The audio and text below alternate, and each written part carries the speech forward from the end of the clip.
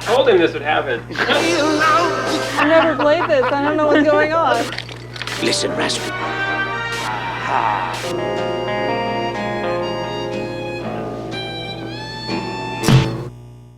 You clapped much better than me.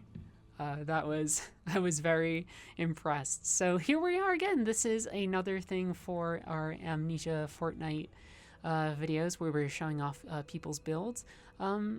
Today, man, gosh, I've done this twice already, and I don't know how to do an introduction because I'm a fool. Today, I am here with a very special guest. Please introduce yourself if you could. Yeah, absolutely. My name is Asif Siddiky, and I am a level designer at Double Fine. You are a level designer at Double Fine, but you have an interesting story, I believe, to tell insofar as that is not how you started when you were first working and doing things with Double Fine. Right. It's been kind of a weird road getting here for sure. So I am part of a documentary group called Two Player Productions. Two Player Productions. Mm-hmm. And in 2012, we did a Kickstarter with Double Fine to fund the making of an adventure game called Broken Age, and then also the documentary about the making of that game. Yes. And then that just slowly morphed into becoming this long-running series about all of the games that Double Fine was making. And most recently, that's included Psychonauts 2. And, as often happens, like when you shoot a documentary about something, you get super interested in the thing that you are documenting, and you want to explore it yourself and, give it a shot and learn some new things. So I would stick around after work and mess around in Unreal because that's what they were using to make that game. Using at the time, yeah. Mm-hmm. And, I was just sort of, I had never worked in any kind of game development or used any game engine before to make anything. So I thought it was just interesting just to do that. And, occasionally I would also give people little notes and suggestions after meetings were over about, some of the things that they had discussed. And I know that's not necessarily cool to do normally. No, you're supposed to have a bit more distance when you're shooting a documentary.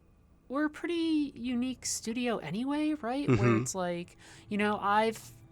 I'll fess up. So I'm going on break next week because I've hit my own weird burnout point. We all hit it, right? Oh, sure. It's all pandemic time. Totally. But, part of what's going on right now for Psychonauts 2 is playtesting. And one of the things I did in the past before I was a journalist or anything was I did contract QA work. So people were like, hey, do join us on the playtest. So I'm going to sit down partially during that break and come back with notes for Psychonauts 2, right? And I don't think that's something, maybe it is something that happens to a certain degree, but it's I think we're a studio that encourages a lot of feedback that allows people to wear a lot of hats. Although I acknowledge and understand what you're saying too in terms of the distance that you want to maintain as a documentarian, which is slightly different, but Double Fine's such a weird, unique environment, I would say. No, I agree absolutely. This wouldn't have happened at other studios for sure, because we've done documentaries with other studios before, and this hasn't been the case. But it's also unique in the sense that we've just been doing this for so long that I guess I felt a little bit more comfortable being part of the discussion, even if it was afterwards. I wouldn't speak up during the meetings or anything. Yes. But yes, they do 100% leave that door open for people to bring their ideas from wherever they are, which is really cool. So, what we are showing off today is a project from Amnesia Fortnight. Amnesia Fortnight, I always give the introduction because who knows what order people are watching these videos in. Amnesia Fortnight is a thing that I incorrectly said started in 2012. It started, I think, in 2007, around the time of, right around Brutal was finishing or things like that. And it was this notion of taking time to split up the studio into a small group of teams who would build prototypes and certain ideas. There have been versions of it where people have, the public has voted. There have been times where it's just been purely internal. In this case, I believe this one was just internal, 2019, everybody pitching. And this is your pitch, which is Armored Slug. Yeah. So what can you tell me about the concept of Armored Slug, even though I've already been running around getting my slug set up very poorly? Building many mushroom pancakes, which I feel like I'm now seeing that they look like. And also just turning it really hardcore with all these spines. Like mine's gonna have like a lot of spikes on it. No, this is great. It's totally battle ready. Yeah, absolutely battle ready. So Armored Slug. I mean, just speaking to the AF prototype itself, because there's obviously like a larger thing that I could describe for a full game. But the concept is that you are building a base, an organic base on the back of this giant snail. And you have to make it across this really treacherous landscape from one safe point to another. And the big snail right there.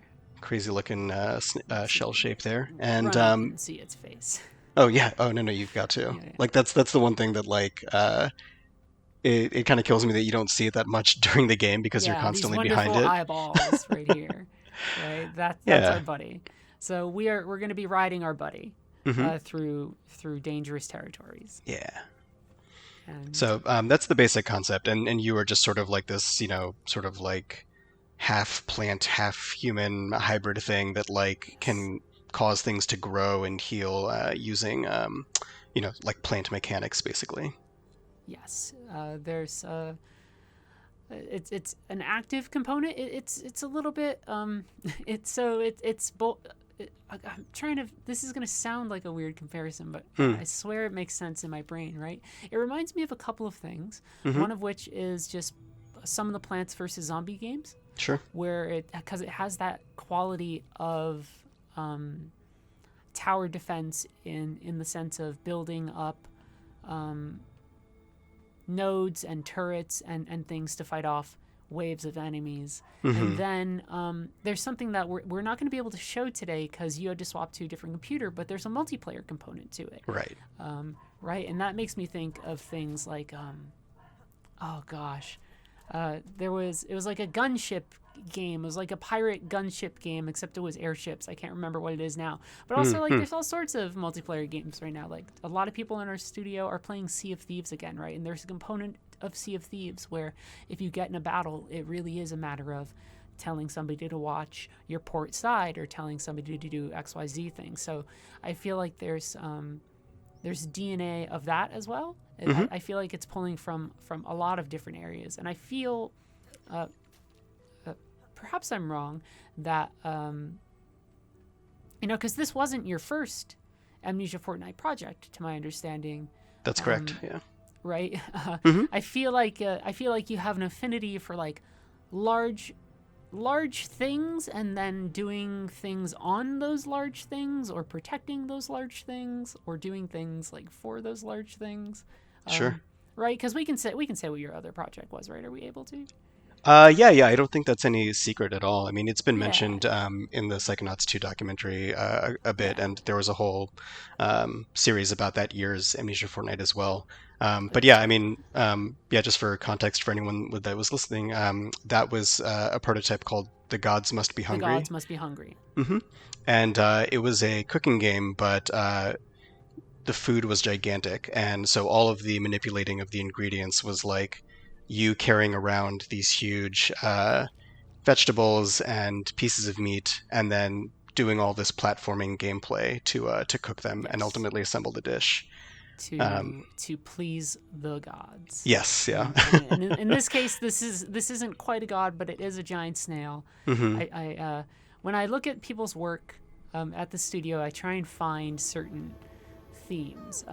For instance, Lee just loves doing things with like bodies, right? Like his big thing is, how can I alter a body? There's the title. That's such a good title drop. How can I alter a body or use altered bodies as like a puzzle type thing, right? Sure. Whether that's stacking or rad or whatever, right? And in your case, at least for some of this, it's finding ways to take certain mechanics from multiple genres and staple them into really cool combinations, right? Because this is tower defense, this is strategy, but it's also just shooting, right? Just shooting. That makes it sound so dismissive, but you understand. I know what you mean. It's a merger of many different things, which is very, very good. I think there's some bad folk over here. Yeah, there's some like baby turrets over there. Yeah, we have what we have at our disposal for the moment are mortars and machine guns. I've foolishly placed my mortar too close to a machine gun, so I get some camera, some clippage there by the looks of it. And then, of course, at the top, health gauge for your little buddy, which is very good. So what I really like about the concepts for this Amnesia Fortnight in particular is that I've found them all like readily, like really understandable and parsable, right? There's sometimes when people pitch things and they can be really esoteric.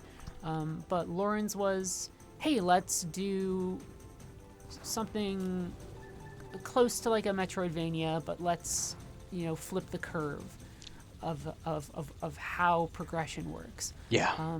The way that Blueprint worked, which I just showed off with Gigi and Emily, was hey, let's take a tool and turn it into a game. And then we're also going to show off Lizette's game, which is the Hideous, which is let's find ways to kind of complicate our puzzles, right? A lot of these are very and yours is giant slug, protect the giant slug, and it makes total sense. Oh, he's on there. He's on there.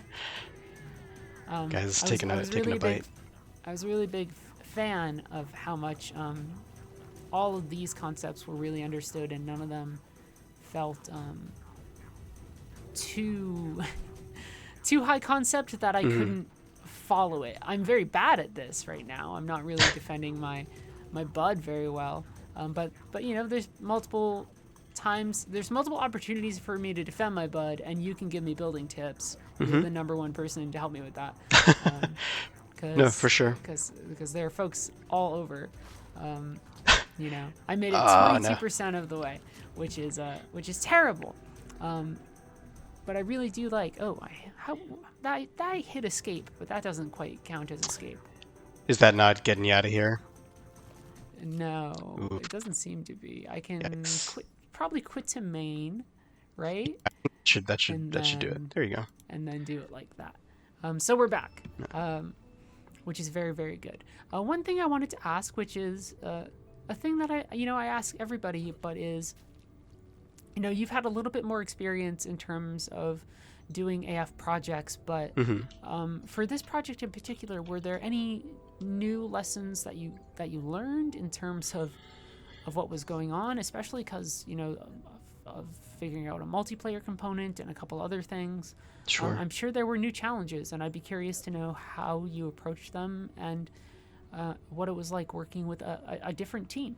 Yeah, absolutely. I think the biggest thing from this year compared to the previous Amnesia Fortnight was that, I kind of understood now how quickly the whole thing goes and how much time was not wasted, but, was spent sort of, trying to make a specific idea work and make, all of the ideas work. We had so many different cooking stations and ingredients and different things you had to do in The Gods Must Be Hungry, and because of that, every interaction ended up actually feeling a little bit shallow because of it, and it was super buggy. If you were to play it now, it would actually be really hard to parse what you're supposed to do if someone just dropped you in the middle of it, right? Even if you were fumbling around with the controls, it would take you some time to sort of grok what was happening. Right. And so too many things, too many notes. Exactly. for the symphony. Or even just trying to do too much, you know what I mean, and not being. Yeah. And I'm not saying that I don't think that I was being really stubborn about no, we have to keep this. It was more just hey, this is kind of all of the things we need to do in order to make this experience actually work to sell it. And so this time I really tried to not do that.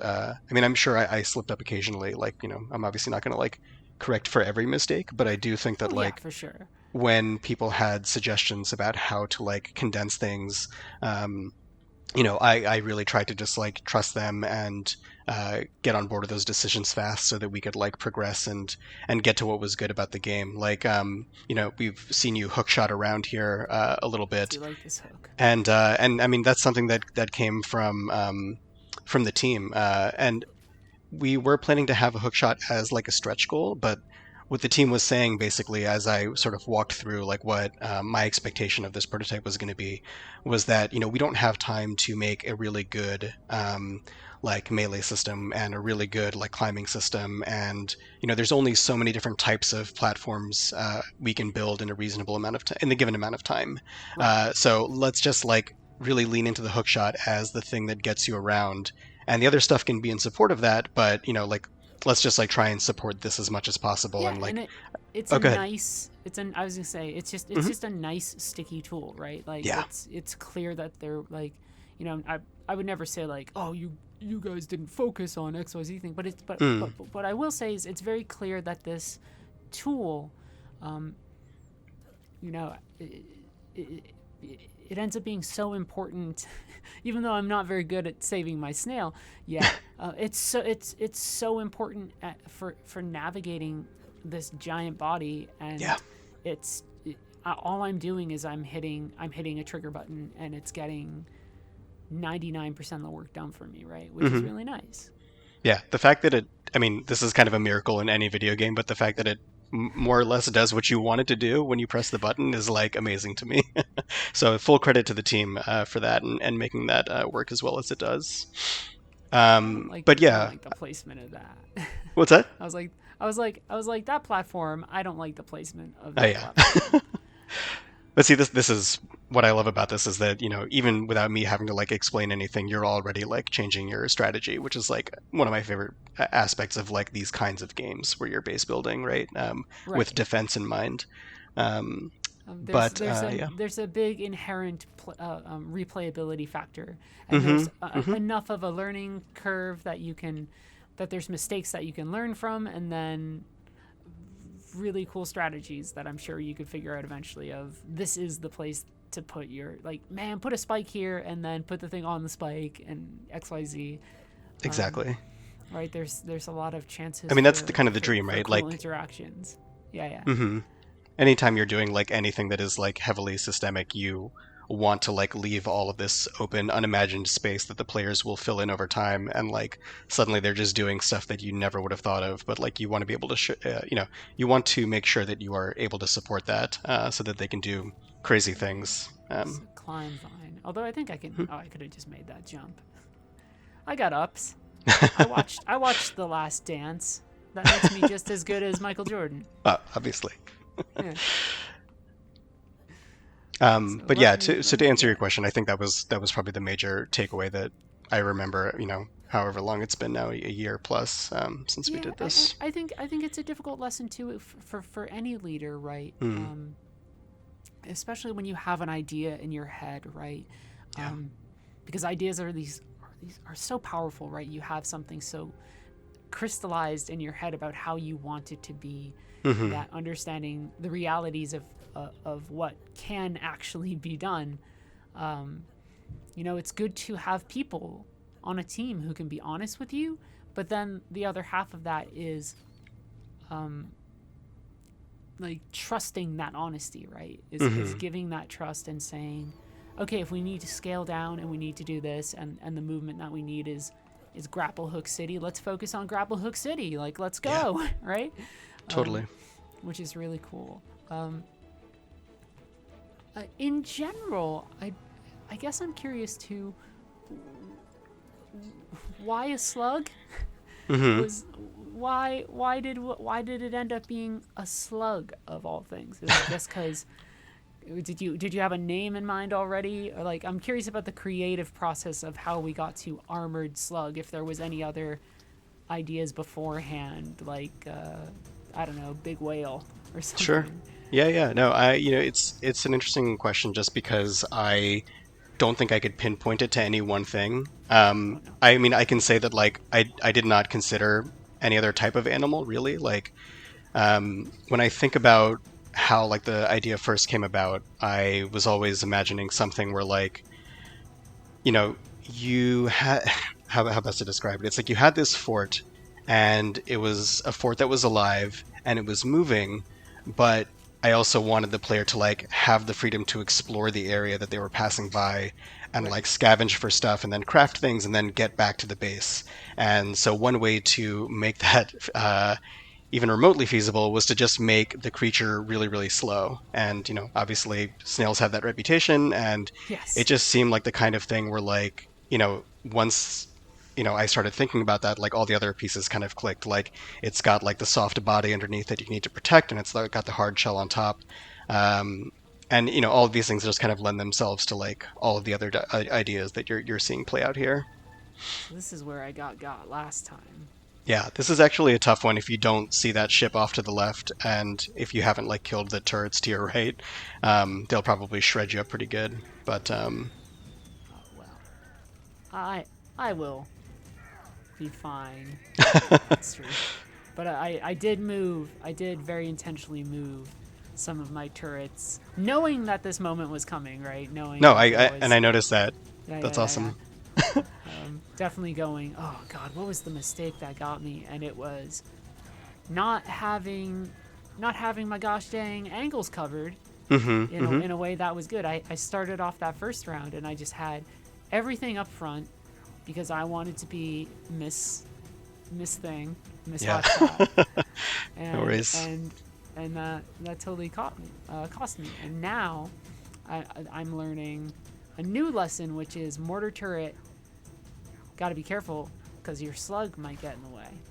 So Yeah. that's another lesson learned. The friendly fire was not taken into consideration, unfortunately. I don't think like when we were building this, like we were thinking that people would be building right on top of the head, but like of course you want people to be able to do that because everyone does it. Tim did it during his playthrough. Like, yeah, so we'll have to figure that out. But yeah, I don't know. It's funny. Like even as I look at this very basic version now, like just in the prototype, like I don't know, maybe a snail shell isn't the answer, right? Because it's actually really hard to get a camera that feels good for showing these very like tightly stacked decks, Maybe. basically, right? I think it's tricky, right? It's a charming concept because it really is, with the design of the creature of the snail. It's I like the snail, Asif. I do Yeah. want to keep the snail safe.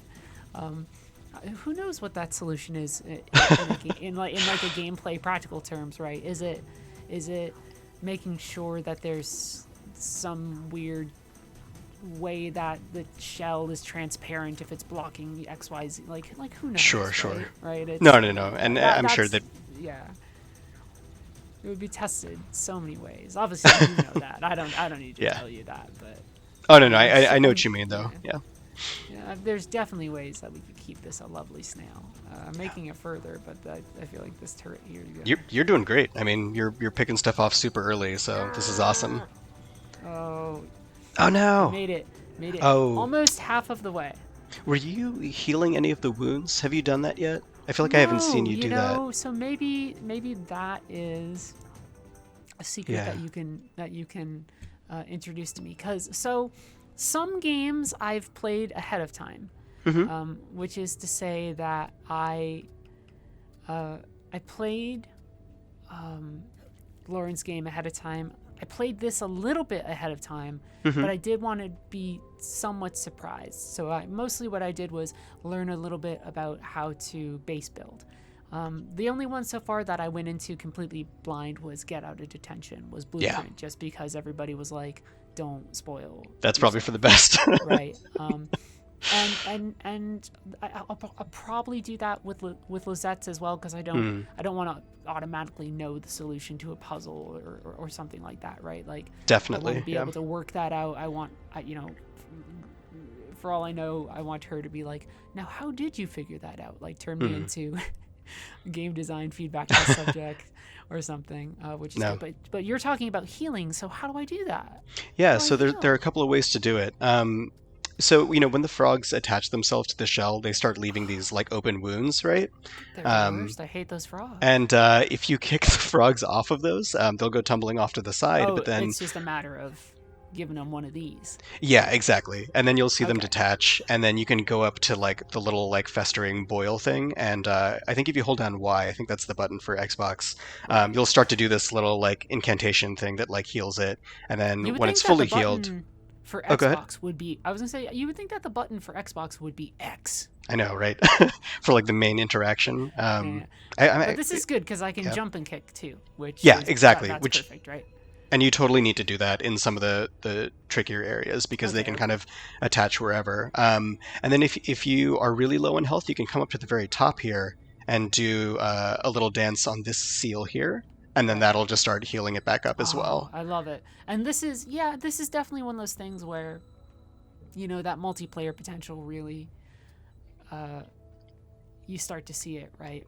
hmm Of man that turret and take care of the frogs and avast. I don't know. Everything's Exactly. pirates in my brain right now. I think that's Which is totally good. fair. I mean, like we I'm- played a bunch of Sea of Thieves prior to this for sure. I'm cheating a bit by putting these here, even though I don't know if they're all technically supposed to go in this.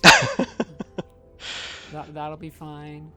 And I still do like having Do it. Yeah. machine guns real far forward facing. I'm just gonna. I love this. I have not seen anyone do this crazy bridge maneuver, but that's actually genius. I don't know So how good. helpful it'll be, but what I think I want is, I need to the side here as much as I can. Right, like hmm room for turrets, and then the other ones are going to be my mortars for blasting people on the side. So Yeah. we get something, I'm guessing close to this, which is like, And that's yeah, there you go. Oh, yeah, okay, because I don't want to place them too close and have these wonderful giant eye stalks Yeah. block me, but I right. do want them forward facing, right? So I want to place them as best I can, and then here we do that, and then of course my heart jumps, Asif, thinking about the strange weapons that could be designed to go. Oh, on I know. this. There was on so this many crazy creature. things that, like, Was you there- know, What go was ahead. the weirdest concept that you maybe considered in terms of implementing for something So- you put on your slug and just never did? Sure. I mean, one of the things that I really wanted to get on there was traps. We had this idea Oh, for a yeah. while where, like, the characters that were boarding the slug, they would actually be able to like dismount and then like run around on the shell and come and attack you and start hacking away different bits of it. It was so crazy complicated before. Like they were going to have all these harpoons, and like the harpoon was going to stick into the side of the shell, and then they were going to like hand over hand on the rope across, and like that's how they were going to get on. But it was so okay, complicated. Yeah, they were gonna really like Captain Hook it up. Exactly, and like that's the reason. Like that's one of the things. Just to put go back to like what I mentioned before about condensing ideas. It's like we don't have time to do all of that. So what we'll do instead is just have them launch themselves and stick wherever they land. But I really wanted something where you had like what are essentially like Venus flytraps that would like eat the enemies if they happen to spring the traps, or like This range of even. motion here is real good. Sorry, Oh, getting that's excited. perfect. Oh, No. You want that full like Yeah, that's really what would that be, like 120 degrees or something? Something like That's that, like right? ideal. Yeah. And even with these turrets, like you're not really seeing it right now, but like the whole idea was that like you would sort of like merge with this potted plant and like fold up into the turret and like become it a little bit. Right. You can and, see that transformation a little bit when I go kind of in and out here. Right. Right. I'm hopping theoretically inside. Yeah, just lots of Conceptually. crazy like body plant horror stuff that will be really fun if we ever get a chance to do this. Like, It would be very good. yeah. Let me get this going again, and Sure. I will continue to grill you. Yeah, no. With Go for it. my hard hitting question. It's very interesting. It's because before this I was a journalist, and Mm-hmm. the way that you handle interviews as a journalist are particular. My approach was always be friendly, but use that right. Like part of that friendliness is used to get people comfortable so that they will tell you the things that you want them to hear, right? 'Cause Totally. that's partially your job as a journalist, and right there's so it's interesting to come into a situation where there's no agenda. By which I mean, what I tell people, not to focus on my past No, please. too much, but what I tell people is that even if you love the people you're covering or you're really into the thing, a journalist always has a slightly adversarial relationship with the things that they're covering, because that's what keeps them honest, right? That's, I could be playing a game in a series that I love, and when, I write a review, and the review is still very complimentary, but I have to be in something of a that was so close to hitting Oh me. yeah, that's such a Right, satisfying hit to get as they come out. I have to be in something of not like a super adversarial relationship, but I need to be in a position where I can be honest enough about the flaws of a thing that I love or whatever, Yeah. right? But here, obviously if there was something I'd be like, Asif, here's my feedback. This is what I didn't like. And if we ever want to have that talk, we can. But also it's like, it's very nice to like, my job here is to talk to interesting people and learn how they did interesting things. Yeah. And that's very cool. And in this case, it's a giant slug. No, I mean, I can totally relate. I mean, that's how it has been. It, was at Yeah. Double Fine when we were doing all the documentaries for sure.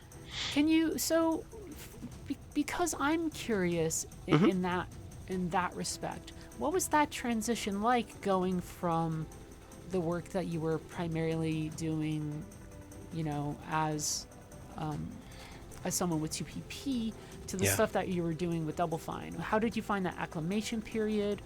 I think that's such a unique story in terms of how somebody got involved with projects. That I would love to hear a little bit more about that. Totally. Yeah, I think the thing that was I was lucky in that transition was very slow. Like I was just doing little odds and ends in the very beginning, and I wasn't even really like doing it to go up to like to the designers and to say like, hey, you should put this in the game. It was more like it's like, oh, I've been like learning how to do this and like how do you do that, and then they saw what I was doing and they're like, oh, well, if you have time, you should totally just help like build some metrics test levels because we need someone to do that, and right now we're not fully staffed up. And I was happy to do that because it was a learning opportunity, and like it was a chance to like work with Ryan, who at the time was the lead designer on the team. So that was just really cool, and like it was just slowly ticking along in the background. And it wasn't really until after Amnesia Fortnight 2017, when I did The Gods Must Be Hungry, that anyone started to expect anything of me, right? Like I had done a few things that like were kind of in the game, but like nothing is guaranteed to ship, right? Like I had no idea. Like, and actually the thing that I did at that time is not in the game anymore, and has been replaced by like a very simple interaction. But it used to be this whole separate room. And that's game design. Exactly, right? And so it's a fitting first lesson, right? Yeah. Yeah, You your can't first ever child will not Can't be too precious. Yeah. Yeah, so that's how it was in the beginning, and then after that happened, I think they sort of realized that like I wouldn't necessarily burn the place down if I would like join the team in some capacity. So, and it's not that I wasn't even like the lead on that level necessarily. It was just that like it was a joint effort between, especially at the very beginning, between Will and Emily and myself. Developing that whole thing, and it was easy too because, and I say easy in quotes because they were basically just like, hey, can you take like your Gods Must Be Hungry prototype and sort of graft that onto the Psychonauts system we've set up. Right, and so, I think it's worth saying too that, I mean, unless I'm wrong, your time spent at Double Fine, the project has been Psychonauts, right? It's Yeah. been such a long-running project. Oh, definitely. For all the excitement that brings, and then also all of the like, oh gosh, come on. I want. You're so close. It's cool. It's cool, right? That's such a unique. I feel like that's a very unique process to jump into, because that is a game with, like it or not, right? Like with a certain weight on it For the studio, a certain sort of burden of expectation, but also conceptually a game that allows you to be, creative, right, in certain ways. We've in the levels that we've shown off, there's been a lot of diversity in the type of things we have, psychedelic stuff or scary stuff. So there is a creative aspect to that too. But I also, Asif, you've been working on the same game for like 5 years. I mean, it's been wild for sure. 2 years, like, actually on the team now, I think, and then 3 covering it before. Yeah. Oh, that's yeah. So not quite the full 5, but you know what I mean. Right. It's just this process. Oh, I've never noticed this. Yeah, Here? it's a nice little bush. I have been healing now. No, that's great, and that's what those things turn into after you heal. Oh, okay. The little wounds turn into those little blossoming things. Yeah. It's been cool for sure. I don't know. This has just been such a crazy opportunity, and I've mentioned this before, but like, there was obviously a lot of conflict because like I consider myself part of the documentary team, even though I haven't shot anything for the last 2 years, and that's not me trying to claim credit for anything that has been shot over the last 2 years at all. Like, the Pauls are doing an incredible job with all of that stuff. I work with the Pauls. Yeah, so daily. mean, exactly. But I just mean that like, it's in some ways this still doesn't feel real in a way. Like, I don't know. Like, maybe after Psychonauts is over, like, I will have done what they've asked me to do, and then I'll go back to filming stuff. But I do appreciate that. Like, I'm thankful that this happened when it did, because I honestly don't know what I would be doing right now for the documentary if we were at the studio, right? And because we've been on lockdown, like, there's been a lot less to shoot. Most of my job was going around and walking down the halls and just grabbing B-roll and setting up all the interviews and everything. And now I don't do that. I've still not met anybody from the team, right? It's been crazy.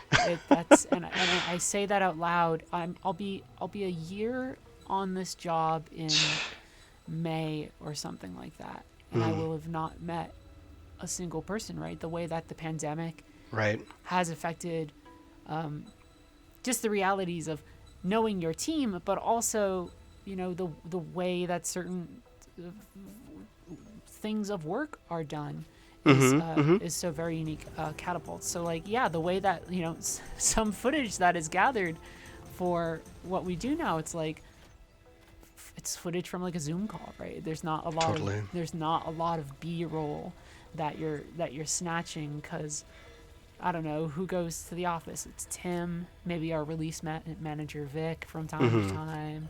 And Denise is there for HR there sometimes. Yeah.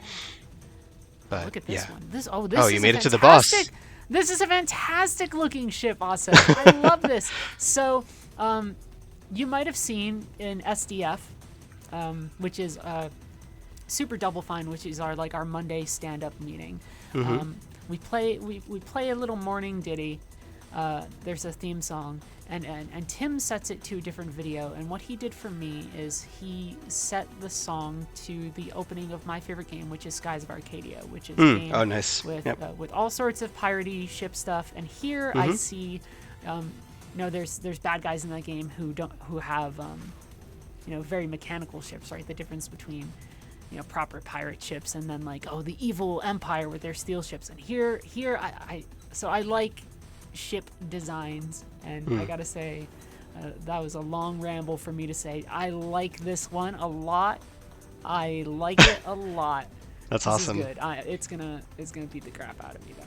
No, I mean, any opportunity to bring up Skies of Arcadia, right? But that's me. I should mention different teams based on that game right now. So totally. I do have to give credit there. Like, I don't want to skip over that. Like, so much. Like, we basically just we love Ian McHugh and his ship designs. He does a lot of these like big floating airships, and they look incredible. They're super chunky, and they have all of these crazy, like little just knobs and bits and exhaust ports stuff like crammed in every which way. So Jeff took a lot of inspiration from that and just built us this incredible fleet of ships for the enemies to use. So between those two, yeah. I'm sitting here like, can I get rid of that catapult? It is... Yeah, unfortunately, you cannot damage those, which I really wish we had time to get in. I mean, they just barely got in as a concept, yeah. This is like a last stand. Like, I'm just gonna blaze my guns and we're gonna go for it, because that's been my best way for hitting these little weak points. Oh my gosh! Oh my gosh! Awesome. You're doing it though. I mean, it's going down in flames very soon. You know what they say on the internet? People go, "Oh, games journalist, not very good at video games. Were they playing Doom? Oh, are they playing on easy mode?" And the answer is, I think I'm pretty good at video games. I played them for a living for many years, so I'm gonna blow up this pirate ship thing. Thank you very much. I think you're totally on track to do it. No. You're super close. Oh, I'm so scared. And yeah, big ups to Will for laying out this boss arena as well. It lends itself so well to like adding these little blockers here and there as it's going around. This is just another example of like everyone from every department contributing to like parts of the game that aren't necessarily, like an artist contributing to like the game design in this way that impacts it so profoundly. It's just awesome.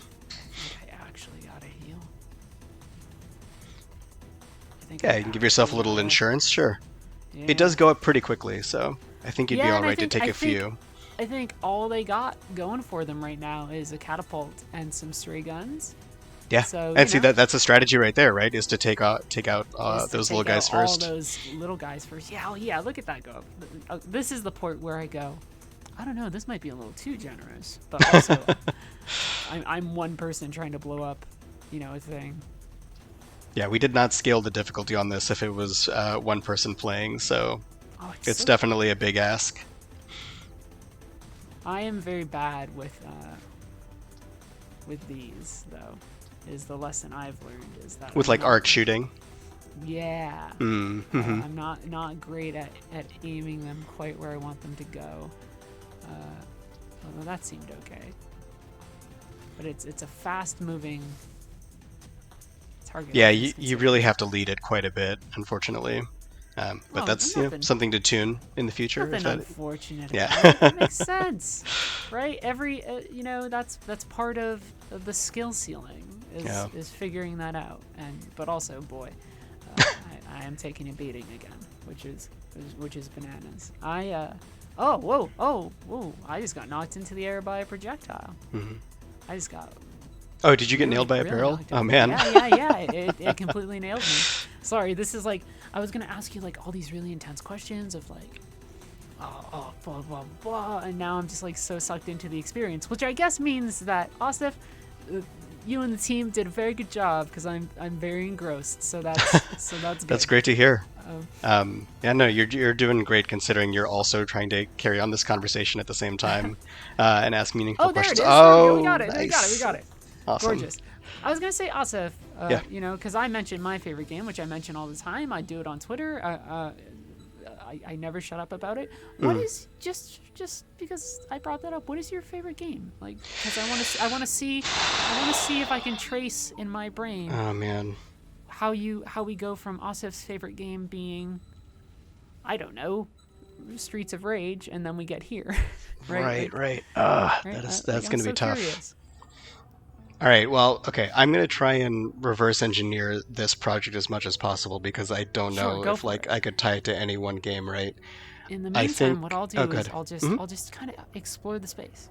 Yeah, take a look. There's a lot of good ground level detail exactly. that you don't normally see. It's hard to see when you're on the Slug, so let's show off that environmental stuff. But yeah, let's reverse engineer a little bit. I like that. Sure. I can't wander too far.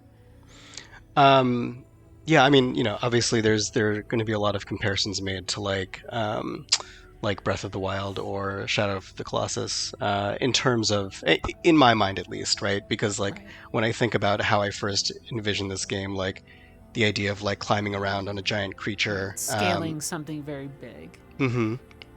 And then also having a lot of like really like system driven interactions with the environment. Like, you know, I think about like in Breath of the Wild, for example, like when you are fighting the giant like Molduga in the desert, right? And there's so many different ways that like you can kind of get it to surface and then damage it. I mean, obviously Let you're me throwing bombs or whatever, but let then like me what ask happens after that? Oh, go ahead. you a controversial question about Breath Sure. of the Wild then. Weapons breaking. Are you okay with it or not? Because I'm totally okay with it, but it seems to be a very controversial subject whenever Yeah. people mention Breath of the Wild. I'm totally for it. I think that game's combat loop completely depends on weapons breaking. I think that game is not the same type of game thematically even unless the weapons break, unless things are scarce, unless you feel desperate. So I want to know about that for 2 seconds, and then we Yeah. can talk more about reverse engineering. Sure, Weapons sure. breaking, good or bad? You know, it never detracted from my experience after the There you first go. time it broke. We'll put that on I'm the in. box. It Yeah. never detracted from my experience. But I think you're right. I mean, that's the big thing too, is that like they balanced other things in response to that. It's not just that like they took a normal combat system and then made it so that like your Yes. weapons would break every 5 seconds. Um, but you know, it also gives you a chance to like make new things, which I also really appreciate because there are a lot of cool weapons and Yes. designs in that game. So Shadow of the Colossus, Breath of the Wild, in terms Mm-hmm. of systems-driven stuff, but also things that involve scale. Yeah.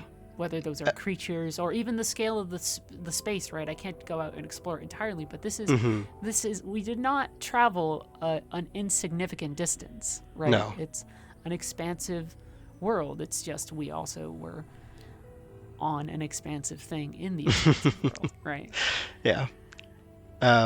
You know, weirdly enough, like I don't know why this just popped into my head, but like I think about the concept of like base building, right? And that is Yes. something that I love in games so much. There's so many good games, and even if it's not a base necessarily, like just the concept of constructing something and then Yes. like we were saying earlier, like updating it based off of like new experiences that you have. Like one of my favorite games when I was growing up was not just like SimCity and stuff, but also Dungeon Keeper, right? Like Okay, I yeah, played the hell out of that absolutely. game. Yeah. So good, and yeah, I loved like all the different random events that would happen in that game, and then like really like giving thought to like how things were laid out so that I could move most efficiently and like where I would set traps. And you know, obviously, like everyone right now, or everyone should be, I'm playing Valheim, and there's a lot of that same thought process going on, right? I am doing that soon because I Yeah, know there's a server. I want to get into it.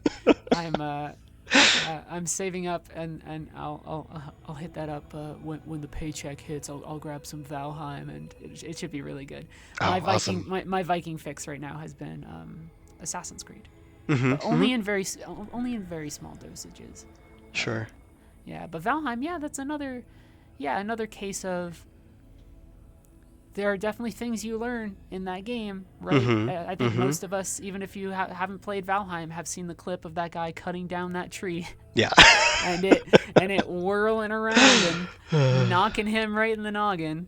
Oh man, today I saw something that someone else, I suspect it was Jeff or Will that added this, but like we have this little I'll make this short, not to derail on No, it's fine. Valheim, but It's totally like fine. We're just just vibing now. yeah, I mean like that problem is so universal, right? Like everyone has that issue, like that fear when you're chopping stuff down, and we have this little like grove of trees just above, like at the top of a hill near our village, which is a terrible place to chop down trees. And someone built a ring of poles around the entire thing so that like if something Oh, so did yeah. fall, it would not roll down. And just like little things like that, like it's not some great invention, like in the grand scheme of things, but like I love all those little moments because they add up to this experience of like feeling like I'm responding to things that are happening that are out of my control. Like now how do I best solve this problem with like the tools that I have? Right, there's a learning process, and it's not just a singular moment. It becomes small iterations that lead up to Mm-hmm. moments of both genuine ingenuity and also absurdery or like jackassery, right? Right, Of like right. this will like perhaps we shall try this today before we go hunting a troll. Like, you know, Totally. That's great. But yeah, so I would say that those are probably actually the strongest links. Like anything where you were like building and then making adjustments. That's my my gameplay jam, I think. If you could not tell by me at the end there, I really enjoyed this, Asif. This was a lot of fun, and I my only regret right now, my deep, right from my heart, I'm telling you here in front of all of our listeners and everything else, is that I just don't get to play multiplayer with you right now. I know. I I wish we could have. Yeah, sorry. In the future, one day. It's totally fine. I want to say, because I think most of these end up being around 50 minutes, so I actually want to lead us out towards the end. Okay. Again. I want to say, you were talking about reducing certain elements as a lesson that you learned, but in terms of this project, in terms of the process, how did you feel coming out of it, right? Like, was it a thing where you feel like there was a lot of growth, or did you come out of Amnesia Fortnight going, I need to sleep for a week, or was it both? It was definitely both. Yeah, absolutely. I mean, I think the biggest thing was like, by the end of it, once the dust had settled a little bit, it was like, cool, I didn't like almost kill myself like last time. And I don't mean like, I mean that in the sense of like running myself ragged and like stressing myself out, because that's how it was like Spaff, that first time. I had a talk with Spaff yesterday, and he was the one who was like, you should take a break, right? Like, in the work that we do, even though, I'm not, a game developer, I'm doing different type of work. I think it's easy for anybody, especially right now in pandemic times, to overwork, but also just in general, right? When you're working on a project, particularly a passion project, right? It's easy to, it is easy to push yourself into those places, right? That's the joy of doing a thing that you love, but also like the paradoxical danger of it, right? Yeah, definitely, especially with like really tightly constrained things like Amnesia Fortnight that only happen in 2 weeks, really like pushing yourself, saying, well, this is, we gotta do this, we gotta, I don't know, sleeping in an office somewhere. Like, I'm sure people have done it, right? We all did it. Like when we were making the documentary that first year, like Paul and I were trading off which days of the documentary we would edit, and like one person would basically just sleep under the desk, and then the other person would be editing or filming, and Look, it was just crazy. I have my own small office. I haven't been there yet because I can't travel in a pandemic. I'll hide a military cot or something in there for people who need it. Like, there you go. We'll be fine. I'm pretty sure our old sleeping mats from REI down the street are still at the office somewhere. Could do that. Yeah, I think that's, it is a valuable lesson though about not pushing yourself. It's different, right? But because I've been doing a lot of writing, and then a friend of mine was organizing like raids in an MMO, and one of the hard lessons that I've learned too is don't turn your hobbies into work either. Yeah. Right? Like, you find space for you. And I hope that after this you found plenty of space to rest, because you made one hell of a thing.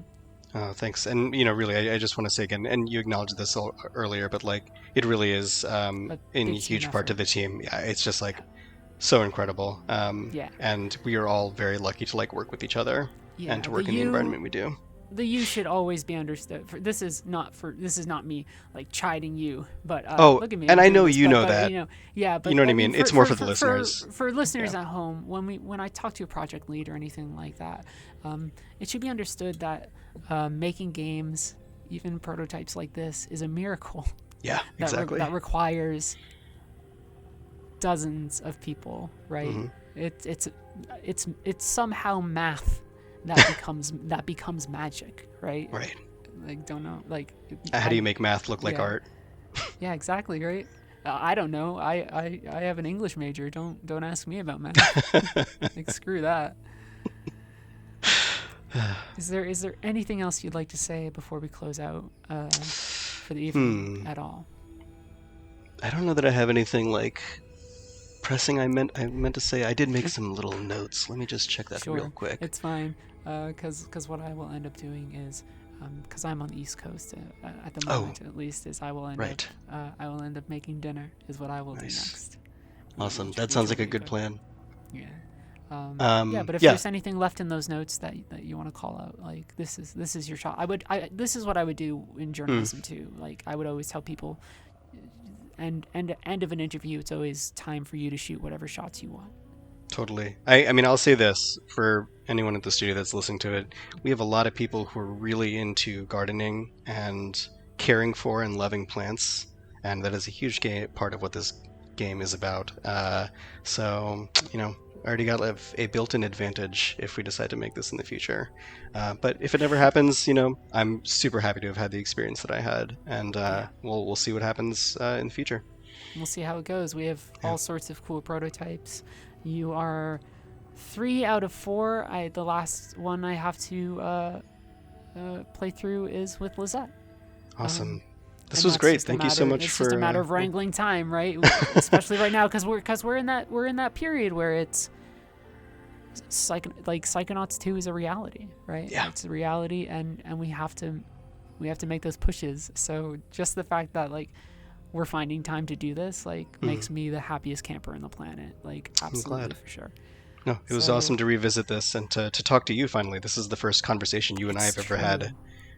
Which is wild. I'm sorry it's taken so long. I lurk on the other side of the country with a dog in the cold, and I don't chat with a lot of people. I'll end up playing more games with folks and things like that, I promise. I'm a Leo, so I am outgoing. It's just I will be taking vacation next week. No, you need your time too. My brother is a Leo, I get it. But no, we look forward to seeing you in the village whenever that happens. Gosh. It'll be so much fun. We'll get tacos or something. I don't know. It'll be amazing. Awesome. For people at home who are listening, thank you, or watching, right? It's both. Thank you so much. We'll show off more soon. This was Armored Slug, and it was Asif and Heather. So see you all around. Bye. Bye. Thanks.